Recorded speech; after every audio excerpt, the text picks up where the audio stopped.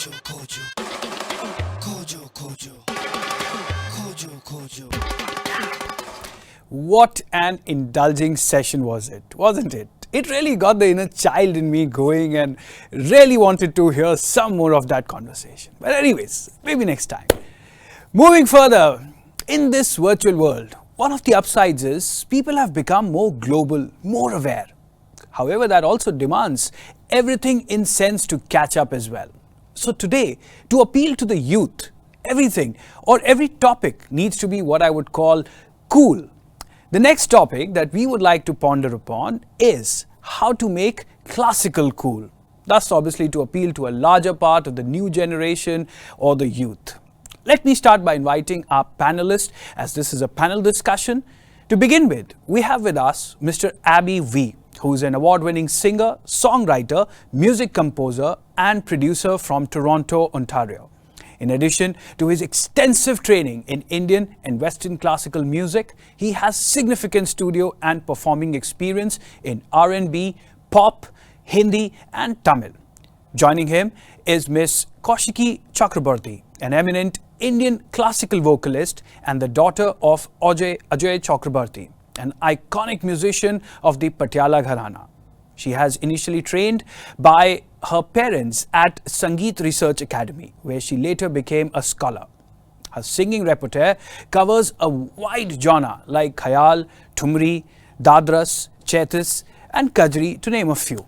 She's been recipient of many national and international awards, such as the 2005 BBC Radio 3 Award for World Music in Asia Pacific category, Sangeet Natak Academy's Ustad Bismillah Khan Puraskar 2010 for Hindustani vocal music, West Bengal Government Sangeet Mahasamman Award 2019 and Nari Shakti Puraskar 2019 by Ministry of Women and Child Development, Government of India. This session will be moderated by Dr. Vikram Sampath, who is the Festival Director of Arth, a Culture Fest. Dr. Sampath is the author of 3 acclaimed books, Splendors of Royal Mysore, The Untold Story of Vodiyas. My name is Gauhar Jan, The Life and Times of a Musician, and Voice of the Veena, S. Balachandar, a biography.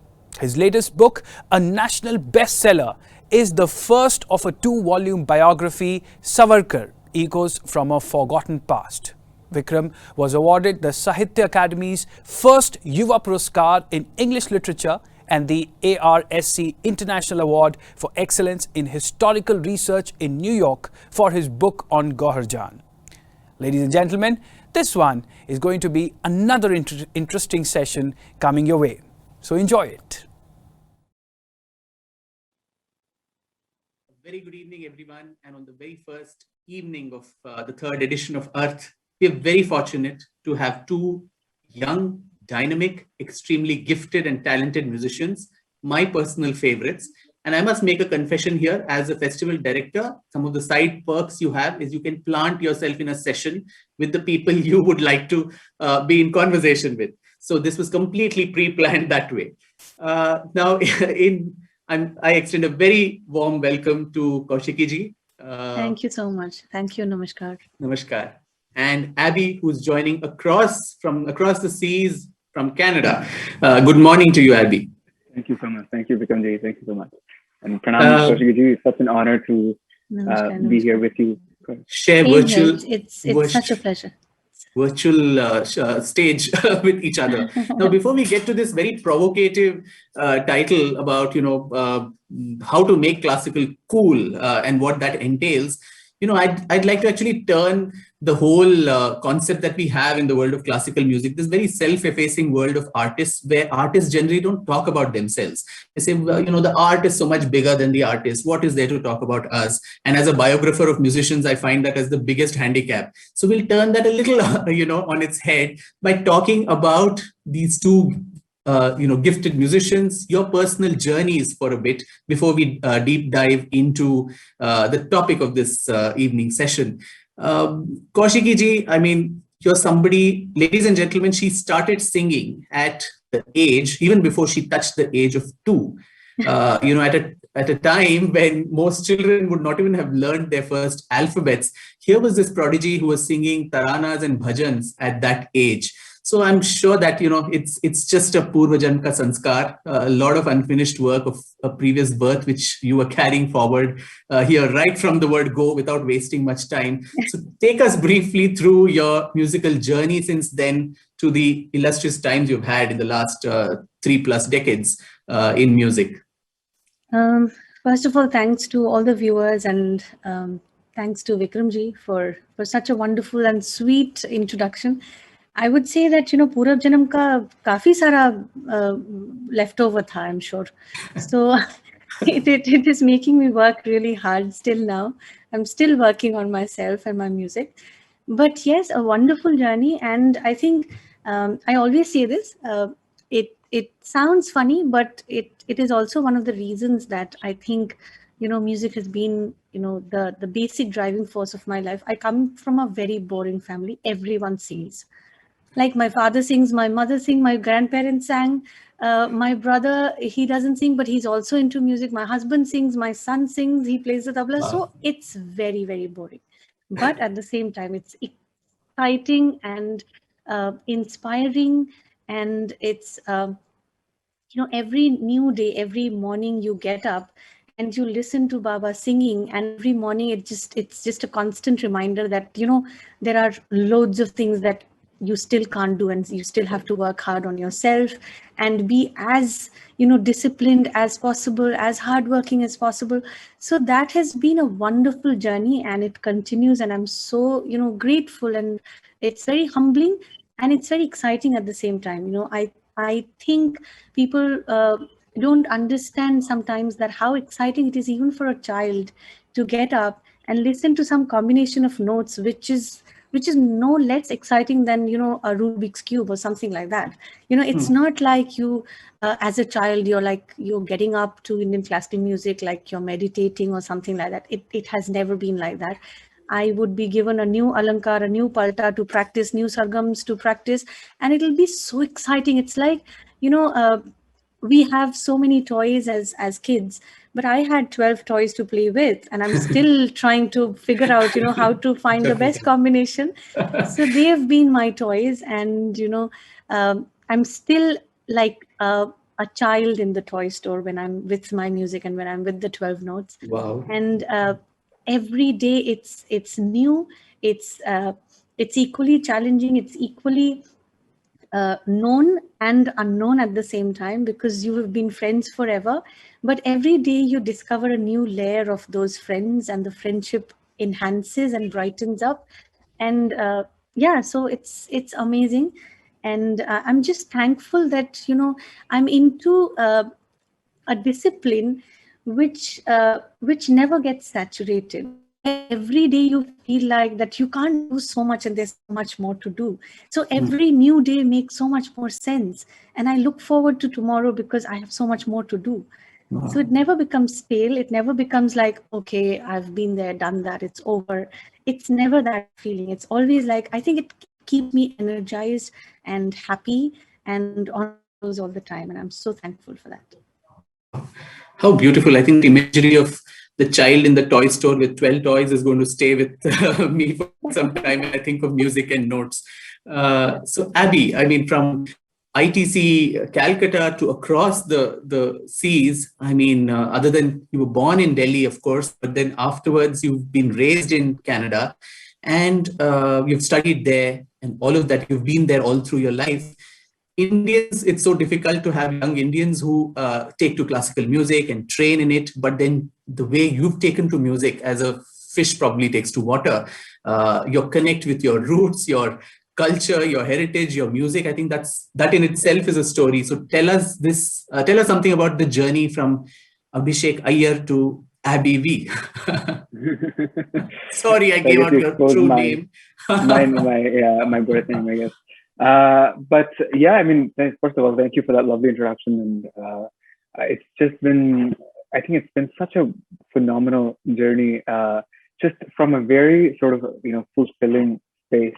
I grew up, as you said, I grew up entirely in Toronto. So I grew up with a lot of different kinds of music. be it pop, R&B, Bollywood, and then also classical music. I think, when Indian families in North America, especially, or, around outside of India, the parents are very keen to place their children in, dance and music. And so anything that sort of connects them to the roots. So I was, of course, the same way. I went to music classes, and I think initially, because I think Kaushiki ji said beautifully, she said she was part of a very musical family, and I think Kaushiki ji, you said it's very boring. Trust me, I think that's one of the most interesting things ever. I know, I say it's boring because it's just, people think everyone sings, nobody does anything else. I think so. In my family, of course, my dad sings, so that also really helped. So he's not trained in classical music, but he's very fond of it.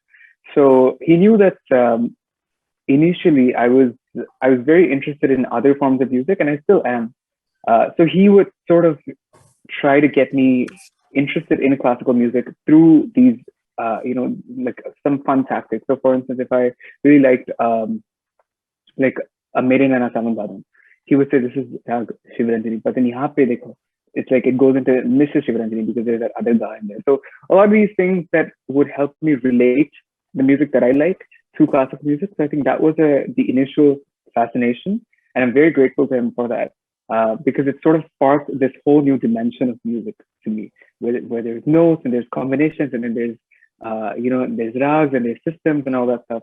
Eventually, I think I came into classical music seriously a little bit later. Like when I was very serious about it, I think that was around my teens, my mid-teens, when I heard my gurus, Shrimati Ranjani, Shrimati Gayatri, and Shrimati Rajagopal Krishnan, all three of them. I heard their concerts.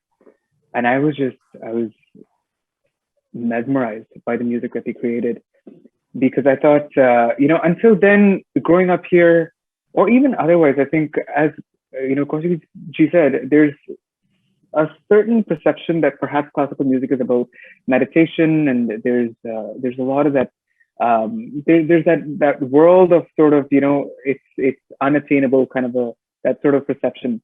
But I think there's so much to work with. There's so much, fascination. There's so many, for lack of a better word, cool things within the system of classical music that once you sort of understand it, there's no going back.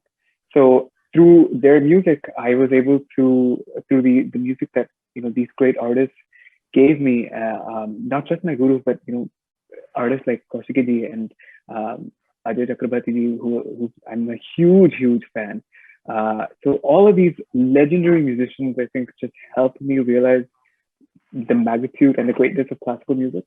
And then I think it was just a very natural sort of a fascination. And I think, as Kaushiki ji very rightly said, once you are friends with these 12 notes, there's that friendship is there. It's a friend for life. So I think it's just been a wonderful relationship ever since. Wow, great. So in this typical, Arnab Goswami style of say yes or no in 5 seconds, and I think it's a no-brainer of a question. So let me ask each of you. So do you think Indian classical music is cool? Yes. Kaushiki ji. Abby. Absolutely. But how do you define? It took less than 5 seconds. That's why I said it's a no-brainer of a question. But how do you define coolness in this whole millennial or post-millennial definition of what cool is? But I think I would like to ask Abby, what do you mean when you say cool? Because I'm not from the cool generation, because I'm a dinosaur. So, you're the best one to answer that.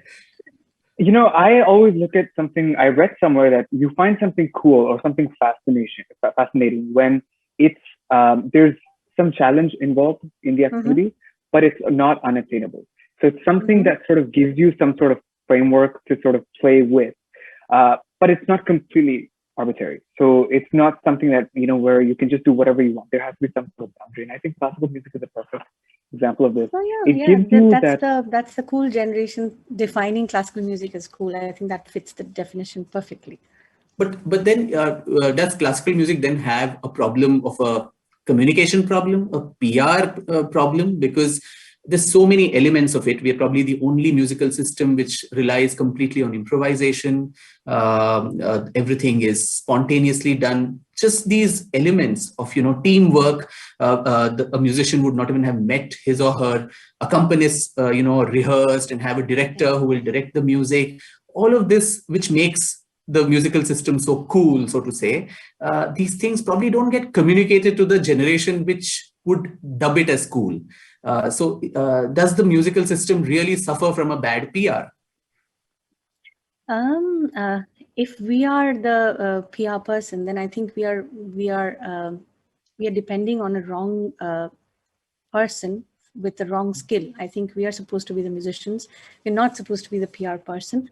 So if a generation is looking at us to communicate why this is cool, I think we are the wrong people to do that. We can execute and we can perform and we can demonstrate what it is, but why it is cool, I think that needs a different kind of a bridge, which is best done, as you said, by a PR person.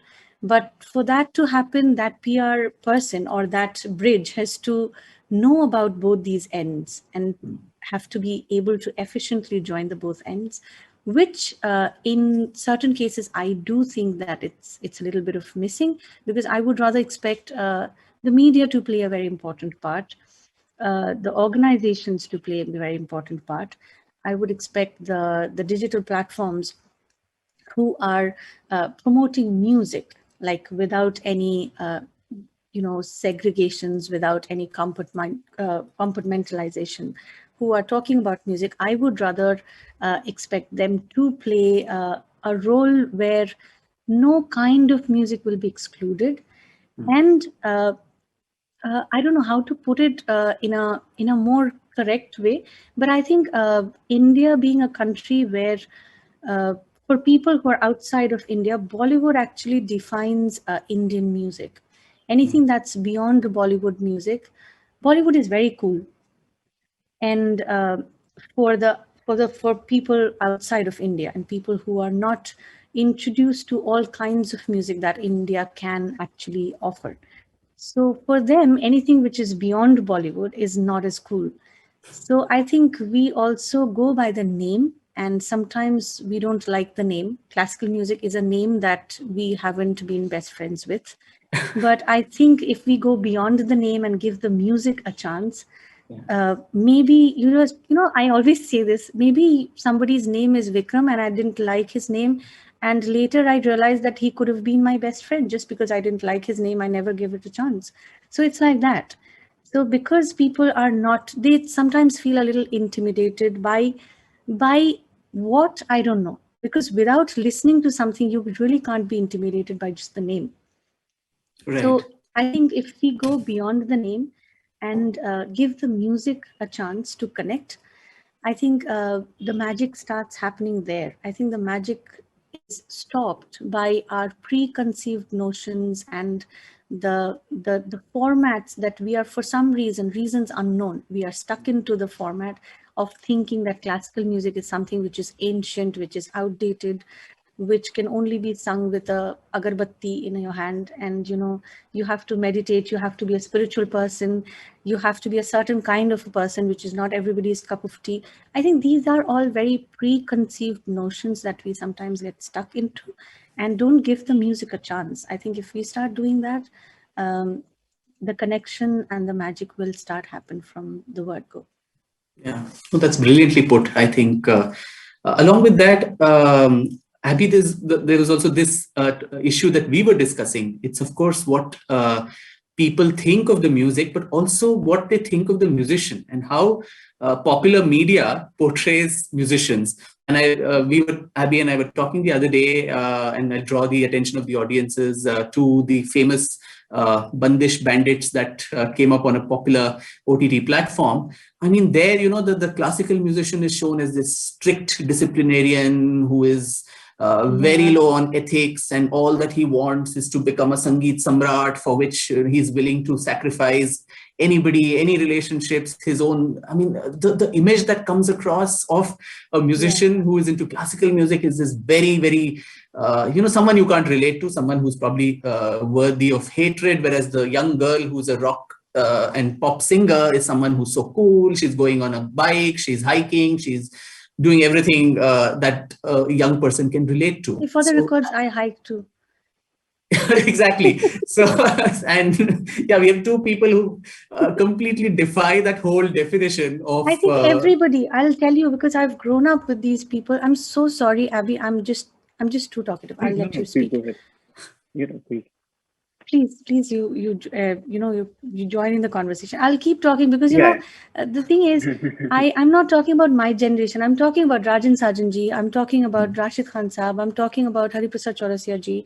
I'm talking about Birju Maharaj ji. I've seen how cool they are. Yeah. If you sit with Rajan Sajan ji, you can sit with them for days, and they will come up with the jokes that you will die laughing. And Rashid Khan Saab, he cooks the best biryani and shami kebab in the world. And, I've grown up with these people. So I've seen how amazing and how normal, for the lack of a better word, they are. And, they can be my best friends. I mean, I really don't care, because they've seen the world, they've traveled, they've known different perspectives, and they've actually lived a life which is very, they are very sharp people. They're very perceptive. They've understood different sides and different aspects of life. They just cannot be stuck into that. Hariprasad Chaurasia ji, he came to Shruti Nandan, my father's institution. We were sitting in the studio, and we were, for some weird reason, me and my brother, we were playing all sorts of experiments that we do in the studio. We were playing it to him, and he's like, beyond a point, he's like, मैं ये पंडित जी में फंसना नहीं चाहता. I also want to come and join you here and do experiments. And it's like, oh my God. And, he was a Pahalwan, he was into wrestling, and he says, he tells these stories, and he's a wonderful storyteller. And if this is not cool, and if we just portray one aspect of them when they're on stage, when they're on stage, they are representing a craft, a tradition, a discipline which is age old, which needs certain kind of a dedication, which needs certain kind of a calm for the flight, for the most beautiful flight. So that they should not be restricted to that image only.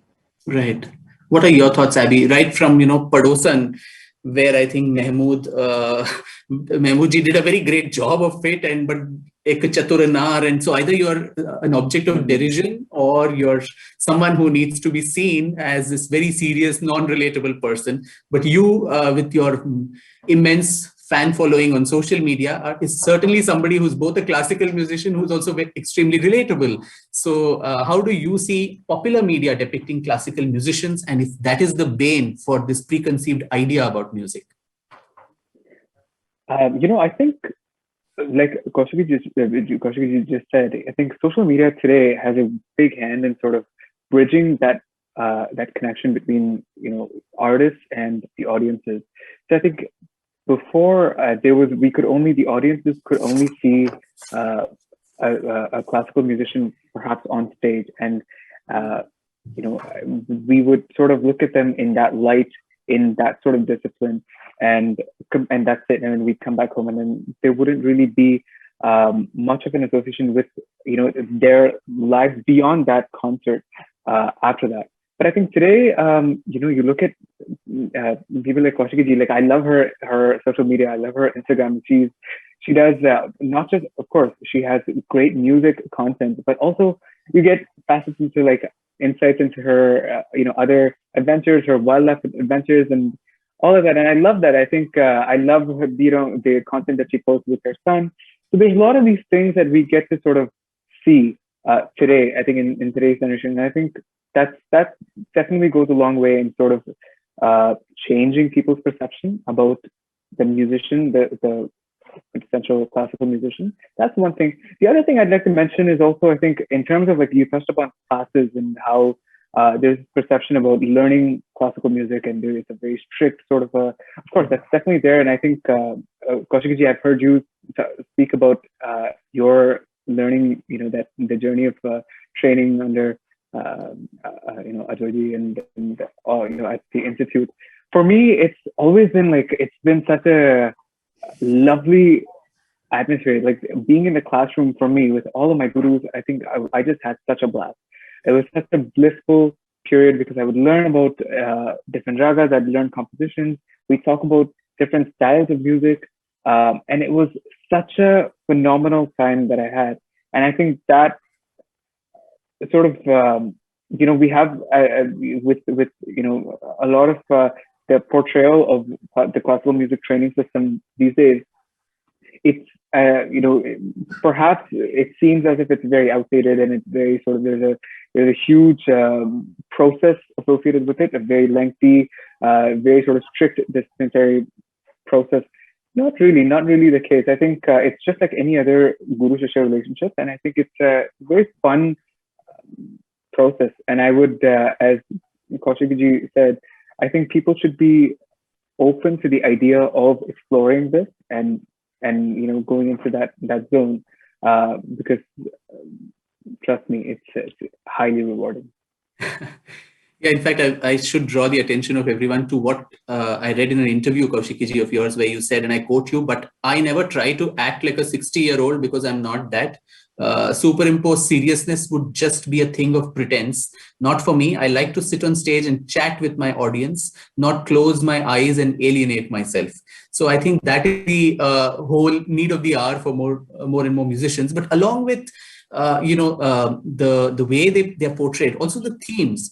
Carnatic music being so heavy on themes around bhakti and so on, and also Hindustani music, the shringar, I mean, how much of it can a young person then relate to? And is that one of the reasons why a lot of you, both of you, have been experimenting with themes? And there, Kaushiki ji, your all-woman musical group, Sakhi, where you brought into into picture the various themes around modern, so-called feminist issues and so on, which makes this music then relatable to the generation of today. It's not about someone seeking salvation in 17th century, the bhakti Sufi saints. I mean, all that is great. It is the bedrock of our our musical traditions, but it needs to, I think, evolve and not get stagnated in that particular theme itself. So how do you see these new themes which are contemporary and also relatable, especially for young people? See, I always, I think emotions can never be outdated. We are talking about Shringar. Maybe the word is outdated, but even today, when a girl is dating, she would try and look her best when she's going for a date, right? So that's Shringar. So, how we look at Shringar is also one thing that we need to put very straight, because love, longing, frustration, heartbreak, these are not outdated. Just the words that are associated to it, that the Virahin, we understand Virahin, we understand Radha to be a Virahin. Every girl who has ever, who has ever been in love, at some point in life, some days, some evenings, some mornings, some nights, she has felt like Radha. Just that she doesn't know what the concept of Radha is, but she has felt like her. She has felt the longing, she has felt the frustration, she has felt the anger, she's felt the, her friend being friends with another girl, which she doesn't like. So it's simple emotions. So emotions can never be outdated. Bhakti, for that matter, we are this generation who are doing meditation, who are into yoga, who are trying to, who are talking about inner peace. Even kids are, watching movies where Shifu is saying inner peace. And it's very relevant for my son, even who's 11. So I really don't think that inner peace is outdated. If it was, then, Dr. Fate, who's, these superheroes, and even Iron Man, for that matter, thanks to my son, I know all the concepts of these, and I've made to learn and understand what it is. So these concepts are not outdated. If they were, then there's a billion-dollar industry that's actually reinterpreting these concepts. But what we need to do is that we need to make, as Zakirji says, he plays the age-old tukra, but he adds a story to it. So Dhagina Dhagitita, Dhagina Dhagitita, it's like a elephant coming. So the elephant is his connection to that bowl, which is a more accessible and so-called cool connection for the generation to connect with that age-old bowl. So it's a traditional bowl, but you add a layer to it without distorting it, without, without playing around with the spirit and the soul and the nature of that content, but just creating a layer which is more attractive to my generation. Or maybe even the younger generation. For my son, the Spider-Man and Zakir Hussain are two superheroes. So that's Wow. not outdated. So that's what I mean when I say, even for Sakhi, the content that we sing, they're all traditional compositions. I sing a Thumri, but I try to tell them a story of a courtesan, which our generation and the younger generation, they haven't seen. But this entire thing of women coming into music and that entire journey, I'm so sorry to be talking about this to Vikramji, because your book has been one of the trigger points in my life to kind of to start thinking in that direction, and it's unbelievable, it's amazing, and it makes me love myself as a girl. I think it's just wonderful.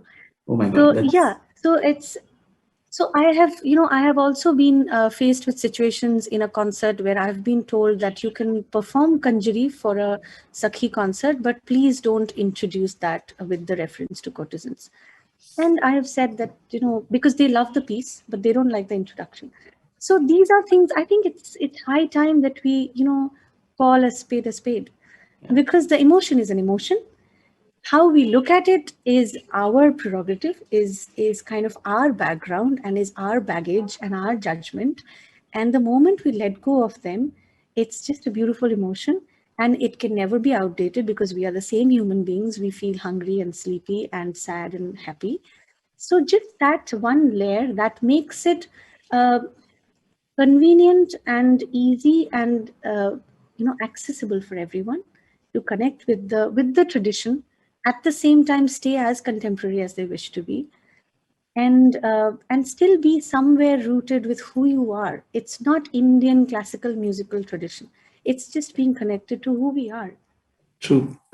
And somebody who embodies that, I think, is who we have here, Abby. I mean, your 73 ragas, it went viral all over the place. And I keep telling you often that, the kind of people I see who keep liking all your videos are the kind of people who dur tak, they have nothing to do with classical music. So you're actually cultivating a new audience who probably wouldn't take the risk of going to a concert, but still they are able to at least listen to those reels of 5 minutes and actually like it and say, hey, it's not as bad as I thought it was. So tell us a little about what was this trigger point for you to come up with this concept, and also please give us a little demonstration of it.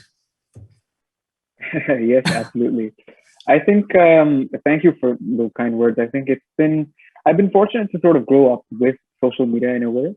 So I've grown up with a lot of these pop culture, like the 73 Questions series and with Instagram and all that stuff. So I think it was just a very natural step for me to combine my love for classical music and execute it in these platforms. I think, and I've just been fortunate that people have responded to it properly, because we have to acknowledge that YouTube and Instagram and these reels and TikTok, this is sort of mainstream now. So in any way, I think, I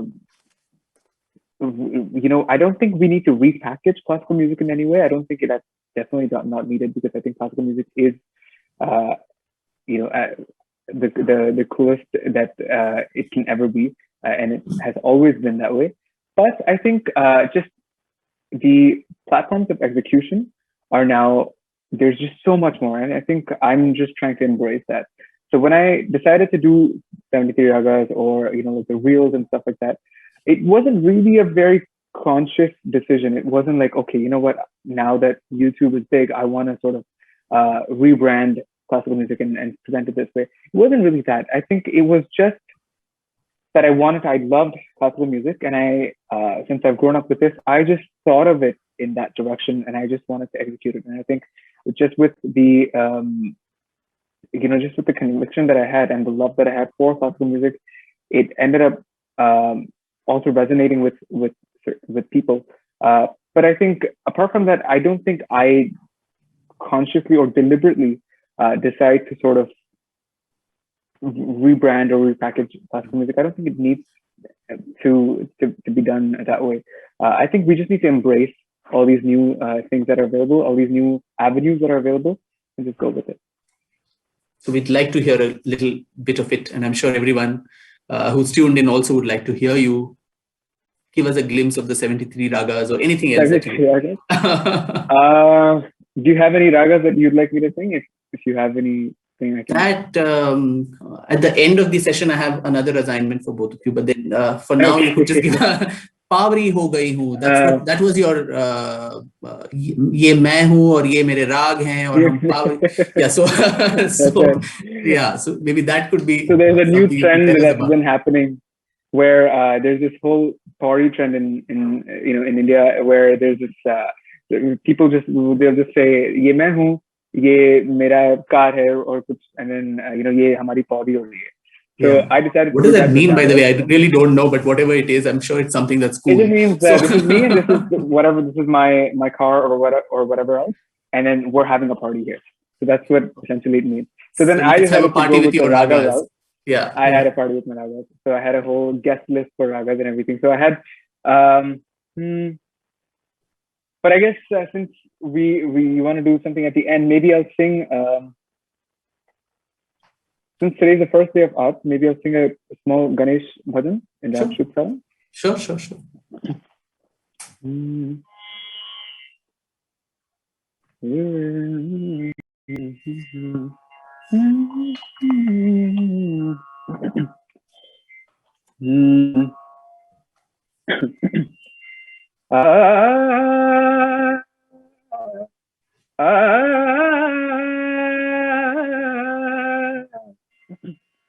Pranamya shirasa devam, pranamya shirasa devam, Gauri putram vinayakam, Gauri putram vinayakam, bhaktavasam, bhaktavasam.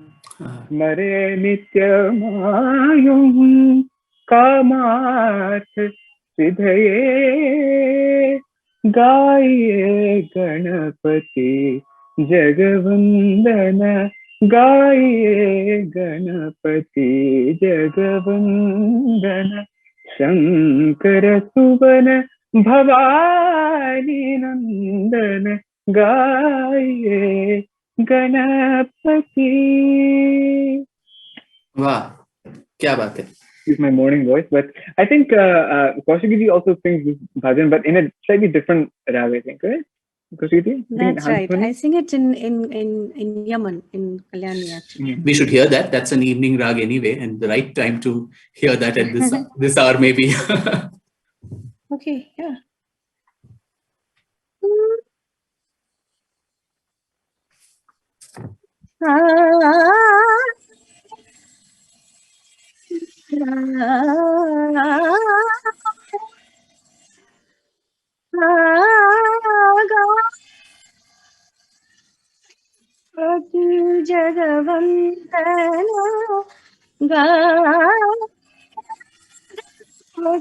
Jagavandana, Shankara Suvana Bhavani Nandana, Shankara Suvana Bhavani Nandana, Siddhi Sadana Gajavadana Vinayaka, Siddhi Sadana Gajavadana Vinayaka, Kripa Sindhu Sundare Sablayak, Kripa Sindhu Sundare Sablayak, Gati Jagavandana, Gati जगवंदना गाती जगवंदना. वाह वाह वाह, क्या बात है. But when you use social media, when you do these experiments, what's the kind of backlash one gets, especially from those who would like to preserve, so to say, the puritanical elements, who want to preserve the classicism? And I'd written about it in my book too on Goharjan. When recording comes to India, most of the ustads, the pandits, did not even take to it because they thought it was a compromise on classicism. And if everyone had thought so, we wouldn't have had the music industry being what it is today. We wouldn't have had all these Zoom things today to transmit music. So do you, while doing these experiments of popularizing music to getting new audiences, Kaushiki ji, face backlash from the traditionalists who say it's a compromise on our traditions, on classicism? And is that a valid criticism, if at all? Yeah, I do. And I've been getting it for a long time. I still remember after this is I think the first time I'm kind of putting it on records. But when I sang for the Coke Studios, and I still remember Baba called me and said that somebody called me and said that abhi to Kaushiki khade hoke gana ga rahi hai. So even that is wrong. And I asked Baba that, what did you say? He's like, he said that that I told him that मैंने उसको गाना गाना सिखाया है, खड़े होके या बैठ के ये नहीं सिखाया है. So these are the kind of things, and also other things. Also being as I said, the quote that you were reading, that yes, I am a talkative person. I am a very bubbly person, and in my music also I like to be like that. So yes, I feel excited, and you can see my face and you'll see how excited and happy I am when I do my sargams and tans and all these things. Not because I'm showing off, not because I'm playing to the gallery, but because that's something that makes me happy. But that has also been coined as playing it to the gallery, and what are the things? Kya bolte? Something which is something which actually ruins the ethos of classical music. And I never thought tayari was bad, because tayari, the word means that आप जब कहीं जाते हैं तो आप तैयार होके जाते. So a concert is the most important thing of that day. मैं तैयार ना होके कैसे जाऊँ? I don't know how that's a good thing. I think going prepared is a good thing for anything. For even this session, थोड़ा सा तैयार तो हम होके आते. So I think tayari, I always thought tayari was good. So I really don't get affected. Yes, there was a time I was also younger. I started very young. I started very early. And when these criticism, they started coming.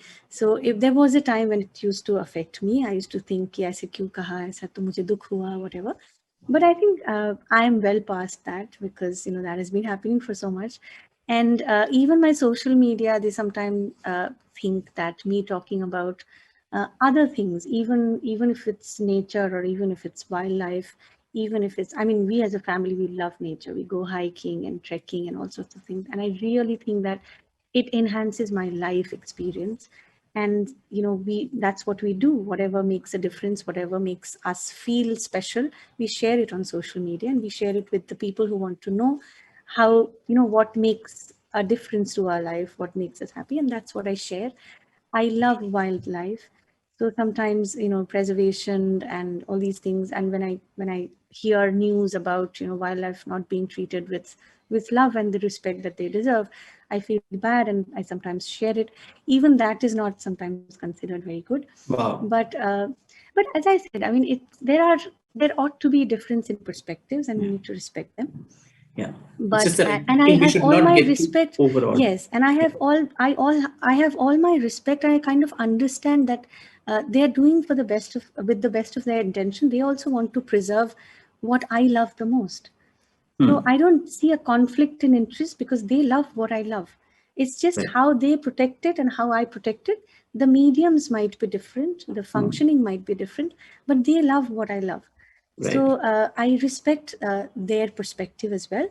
But I think I'm very cautious and careful in protecting what I love the most and what I treasure the most, and till the point I convincingly feel that, you know, I have even unintentionally taken a step which is kind of compromising the ethos and the respect and the love of my craft, I will continue to protect and promote and talk and understand and internalize and express the craft as I understand it. Wow, that's a great way to put it. And I'm being told with 5 minutes to go and so on. So just time for one question, which is interesting, which probably Abby, you could, enlighten us. What do you think are some untapped approaches that can help exponentiate the popularity of classical music today? And how can we capitalize on the new platform, social media and OTT and all of that to make music more accessible?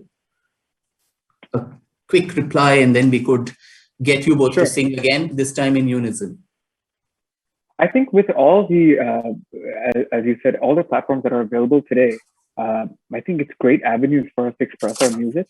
And that goes for any form of music, not just classical, but I think it's great for classical music as well with Instagram, and there's YouTube, and then there's YouTube Shorts. There's new things coming up every day. And I think with collaborations, like over the last 1 year, I've had the opportunity to collaborate with such wonderful musicians from India, from across the world. And I think because of this lockdown, it sort of forced us to tap into that space.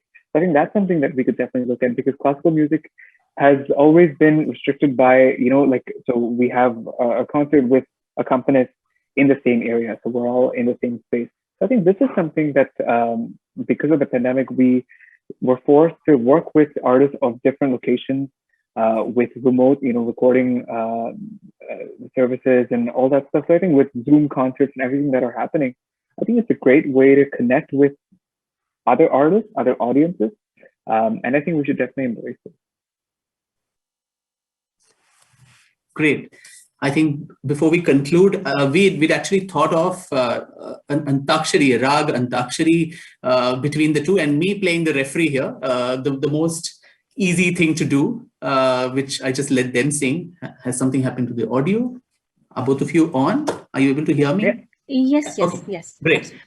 Yeah. So, but I think the Rag Antakshari will need some time. So we thought of something different. We thought we'll take the first alphabets of each of our names, A, K, and V, and then there'll be one Rag which Abby will, sing, maybe in Dhrut, a lot of fast notes, or an Alap, or whatever, you think is good. You take the name of the Rag in Carnatic style, and then pass the ball on to Kaushiki ji, and we then go to K and then V, and we'll see what are the rags that come to our mind. So Abby, on to you to start the match. For sure. We'll start with, so you said with A, K, and V? You get the first preference only by virtue of your name starting from A, nothing else, and I'm the last here.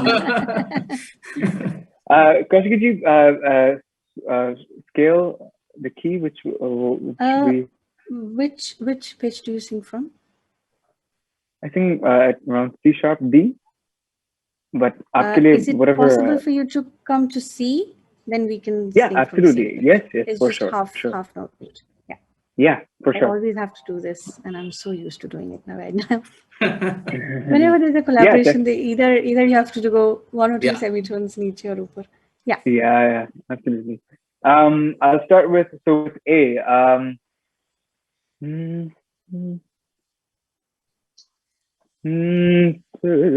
Abogi. Great.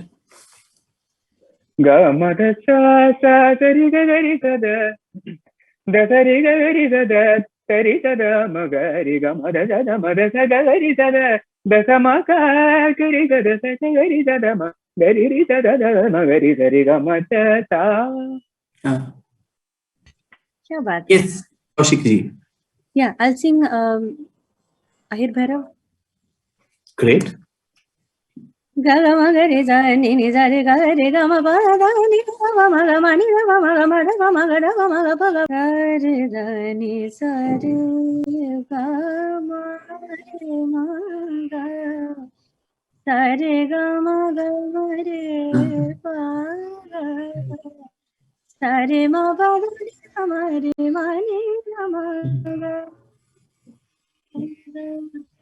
Sare ma pa ga ga pa ni ga ga pa sa ga pa ni ga ga ga ni ga ni ga re ga ma re pa ga ni sa. Wow, wow, wow, wow. Yes, my alphabet And now we come to V. So we can V. Yes. Madani da Which rag? da magama Vasanta. Magamadani da nidani da magama sani da ni madaga gamadani da magari dani da nida magama ta magamada gamadani nida magamadani sa tani dani sa gamagari dani dani sa gamagari dani dani dani sa dani nida da magamada magamadani da madani dani dani sa gamada magamari dani dani dani da magari dani ta magamadani sa magamadani sa magamadani dani sa. Yes, wow. Now Vrindavani Saran. Nidare ma bani ma bani niva ma re za nidare ma ma bani ma bani niva ma re za niva ma re ma niva ma re nizare ma bani bani ma re za nidare ma bani ma bani niva re za nidare ma bani ma bani nidare ma bani ma bani bani bani.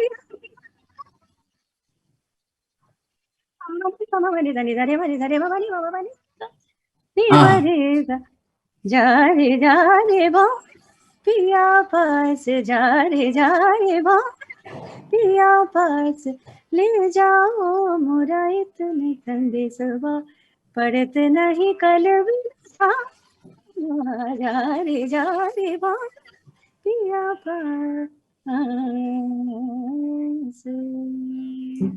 Wow. What a nice way to end this session. And I've never done this.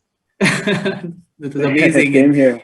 Yeah, and I do hope at least, with all of this, even if 5% of the viewers get less intimidated both by the music and also the musicians, that they're very relatable people, that they're not dinosaurs from some other age whom they can't relate to.